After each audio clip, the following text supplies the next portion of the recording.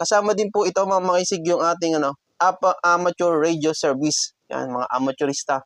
So kung hindi pa po nakarehistro ang inyong mga radyo, portable man ito, base radio, HF, pagkakataon nyo ng i-registered mga makisig. Mana din po dito mga makisig yung VHF or UHF repeater. Yan, napakagandang pagkakataon to mga makisig. Ulitin ko lang, mga makisig, ulitin ko lang, from November 3 to November 29, yung binigay na araw para pwede nyo pong i-registro. So, ito po yung mga fees na babayaran nyo kapag gusto nyo pong i-registro ang inyo pong mga radyo. So, umpisahan natin mga makisig sa portable. So, nakalagay dito yung portable radios, equipment, dyan, VHF and UHF na ito mga makisig. Ang portable ay 300 pesos. Yun po yung fees. Naman sa mobile base, yung mobile base natin is 500 pesos. So, sa HF naman,